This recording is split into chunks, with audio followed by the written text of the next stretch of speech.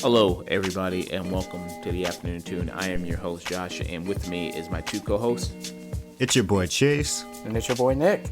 Scare Me, which is a film directed by Josh Ruben, who also writes the film and stars in the film. It also stars alongside Aya Cash. My girl. Chase's girl.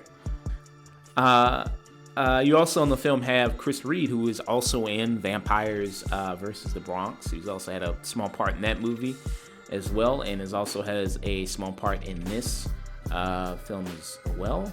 And the story tells a writer who goes to a cabin to try to get his thoughts together. And while he's there at this cabin, he meets a fellow writer, played by Anya Cash, Fanny. And she's a hugely successful writer. Wrote a book called Venus, which is, some people in the film, they said, consider the greatest horror book ever written. And in the course of meeting each other during a power outage and hanging out during a power outage, they decide to tell each other scary stories. And throughout the film, they do basically just that. They basically act out all the various scary stories that they tell each other. I will say that the movie is very creative in the way it uses its limited space, limited budget. I can only imagine what the budget of this film is, but it does make very, very good use of that. It being, because it's mainly set all in this cabin. And it's very good back and forth between him and Aya Cash.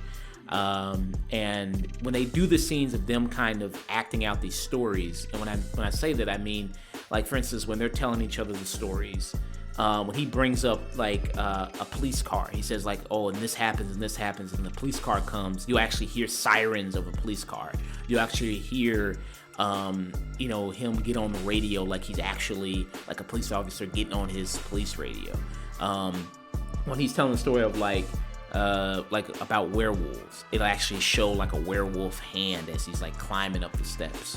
And you'll hear all these various noises that they do that perfectly back up their story, that perfectly kind of helps them all act and basically fulfill it to its basically natural desire.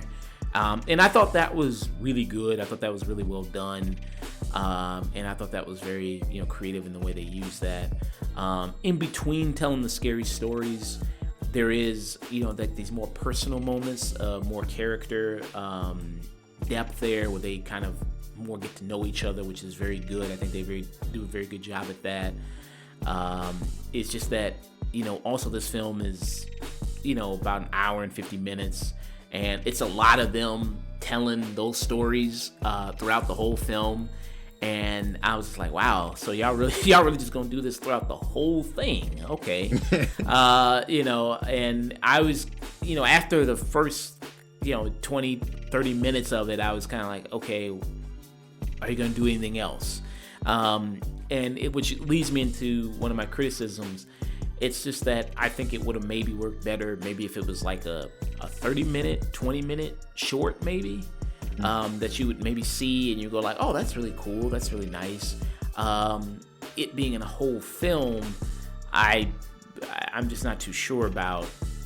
I think that the concept kind of grows tiresome. There is some things that kind of get broken up when the Chris Reed character comes in, and they kind of, bounce off of him, and he, is more of an upbeat energy, and they kind of bounce off of him.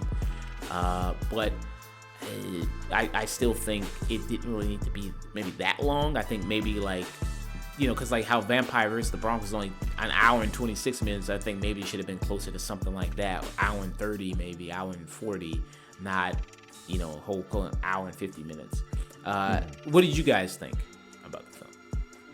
My initial impression going into it was that it was going to be actually one of the quotes from Aya Cash's character. This isn't a story, this is just an idea. But it does become a story sooner or later. It does take it does take kind of long to get there, but I think I agree with you, Josh. It is too long, but I think that the characters are enjoyable enough that if this were to say be a hour and 30 minutes, it would probably be much better.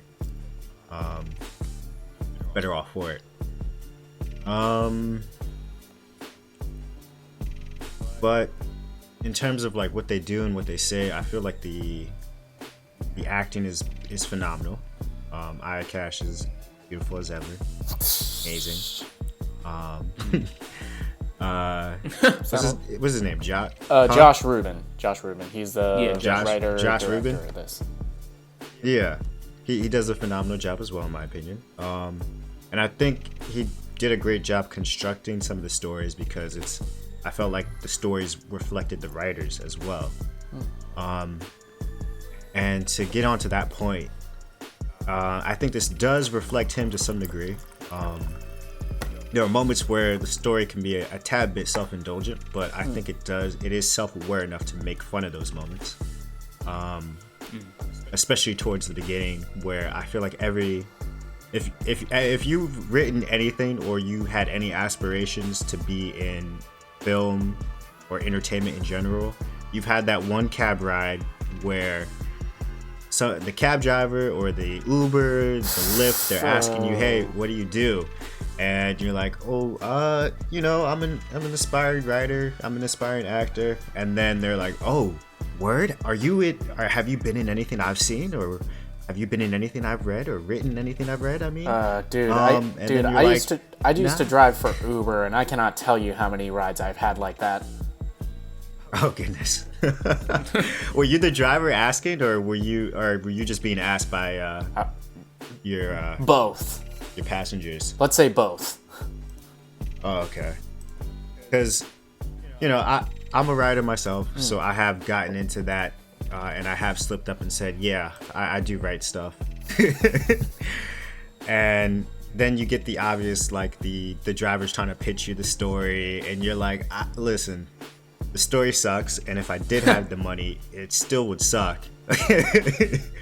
But I think it does a great job making fun of that. And also personally as a writer too, I felt like Aya Cash's character kind of hitting me with some truth here and there too, in the sense that from the main character, he's a failure.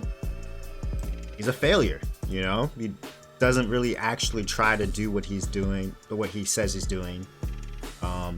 You'll see throughout the course of the story that he might be lying quite a bit, especially in that earlier conversation with the cab driver. And I thought it was interesting storytelling. I think that through the course of the story that you do get a fully developed character out of him, and I think you get a fully developed character out of Fanny as well. Nick. So, yeah. All right, this movie is not at all what I expected. I did not see a single trailer for this movie. All I knew about it was from you guys suggested this to me, and it came on my radar. And all the IMDb says is two neighbors stuck in a cabin tell each other scary stories, and the stories come to life. And I was expecting this huge, grandiose horror anthology, but I was kind of really refreshed by the bare bones approach to this, and just staying in the cabin and letting Josh Ruben and Aya Cash's performances speak for it. And the sound design in this movie is incredible. It's the stuff from their stories, it's coming to life in your ears. And this is a very creatively done movie, and I had to do some thinking about this, and this isn't really a horror movie as much as it is a character study of a guy who is the fragile white male who's confronted by a woman who is so much better at what she does than he is. Yeah.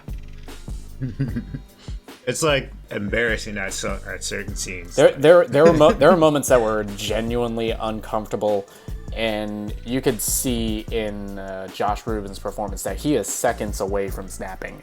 And when I first saw it, I thought the turn towards the end kind of came out of nowhere. But thinking back on it, I do see how they like slowly built up to that. Yeah. Yeah, I think there's a nice build up. I just think it takes way too long to get there, and just kind of, it's hard to make it through for me there. Not to say the movie was difficult to watch, but I just think, like, okay, I don't think you need all this. I do agree with you that it should have been shorter, but I'm also trying to think of what would have been cut out, because the first thing that comes to mind is the stories that Josh Ruben's character tells, because they're so much lesser than the ones Aya Cash is telling. And I think you could cut those out, but those are also intentionally bad for the script. I didn't think there had to be so many of them as they do in it. I think maybe could have cut a couple out. I don't think there'd be so many of them. And like you said, I like your analysis of the take of it, of like, hey, here's this guy who is being really shown up by Aya Cash character, and they try to portray her also. They maybe somebody who's in her 20s, even though Aya Cash is like 38 years old. Like somebody maybe in their mid 25. Yeah, I was about to say. Yeah, she looks really good. And I say, so, there's a lot of times where, he says like, well, I mean, look at you. I mean, you're younger and you're already really super accomplished and doing these things, and I'm 38 and look what I've done, and like really trying to compare himself. And then when the pizza delivery character comes in, it's played by Chris Reed, the SNL actor. He comes in, he's just like fawning all over her. That doesn't help, that just pisses him off even more. He's just like, motherfucker. Like that doesn't help, tensions and things like that. And you do see like those tense moments in between when they're telling the stories between the two characters, and how much resentment he has, envy he has, which is very nice to see. And Josh Ruben does a very good job of portraying that. Aya Cash does a very good job of portraying that. They both do wonderful jobs in the film, and very, very good.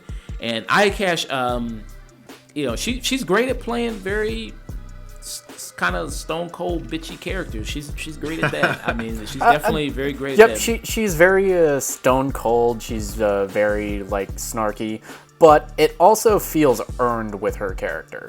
It's because she's a best-selling author, and she's kind of slumming it with this dude.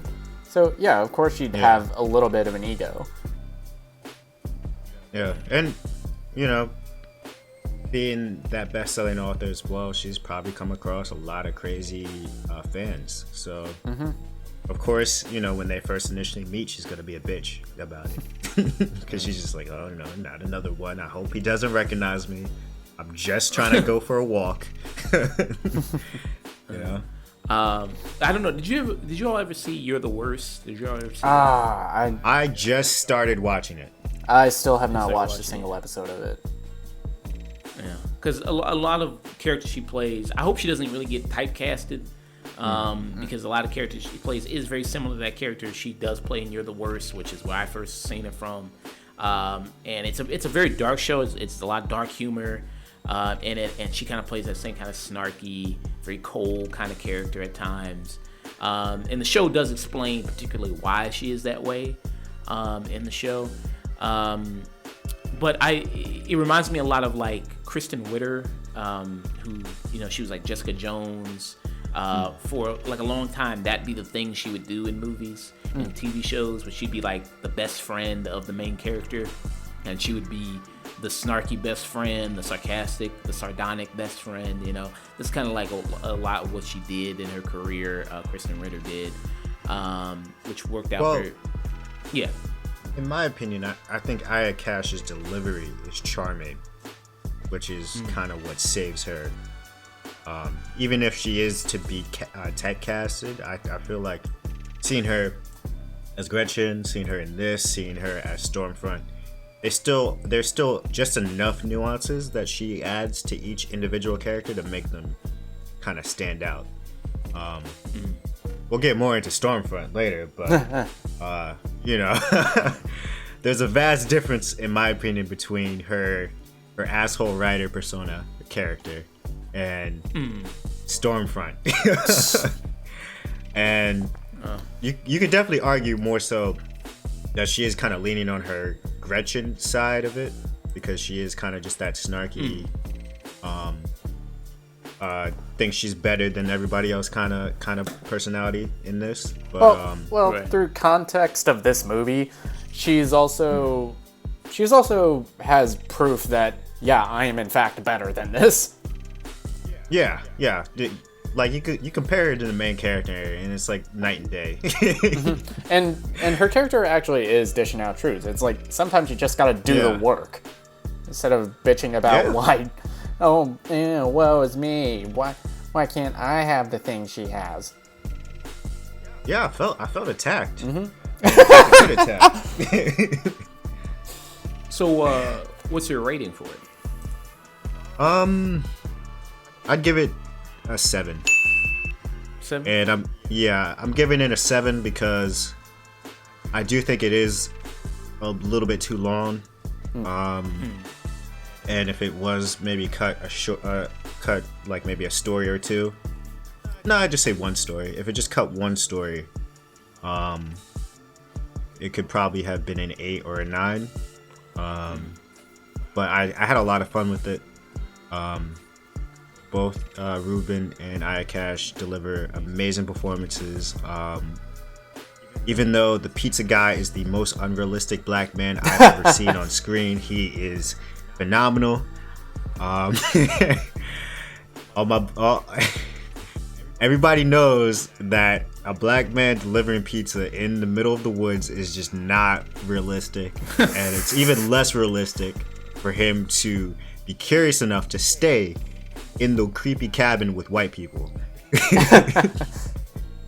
But he was a great addition. He added the spice that he needed to add, because around that time before he showed up, I was kind of getting a little dreary of it. So him adding that extra flair to it, adding that other level of envy for the main character to start to feel towards Fanny, I thought that was perfect. Let me stop before I start spoiling shit. 7. Solid 7. movie. Give it a chance. Definitely take the description of the movie verbatim. It is just people telling scary stories. So have fun with that. Nick, rating? All right. This is a movie that it's taking what I think is a very tired concept, and that is the horror anthology. It's like you bring in a bunch of different horror directors and you let them do a bunch of shorts of varying degrees. The biggest example I can think of is the first VHS, where you had Radio Silence short with the guys going into the actual haunted house, and that was amazing. And then you had the rest of the movie. So I like that this movie I like that Scare Me is taking a more bare bones approach to this. And you're letting your actors show off what they can do. And it is very fun at times. It's poking fun at a lot of overused horror tropes. And even the best-selling writer character, she's using those tropes too, but it's not so much dig on that. It's a comment on, hey, it doesn't matter if you're using cliches, it's how you use them. The performances and chemistry with Josh, Ruben, and Ayakash, it's amazing. The sound design in this movie is incredible, and I do really like the slow tension build between Fred and Fanny as characters. It really had me feeling really uneasy whenever they were in a room alone together. And this is Yeah. And I was looking up. This is Josh Ruben's first full-length feature. It's taken a horror anthology and making it feel very fresh. But I do agree with you guys that it could have been it could have been maybe cut short by one of the stories or something or like that or other. But this is a very solid movie. It's a lot of fun. If you do get the chance to watch this, try to go in as cold as you can, because I knew nothing about this prior and I had a lot of fun with it. So this is definitely a 7 out of 10 movie. 7 out of 10. All right. I think that this film, like I said, I really like the performances, love the tension between the two characters as it builds throughout the film. Could have been shorter. I think that would have benefited the movie. I think this is a great movie.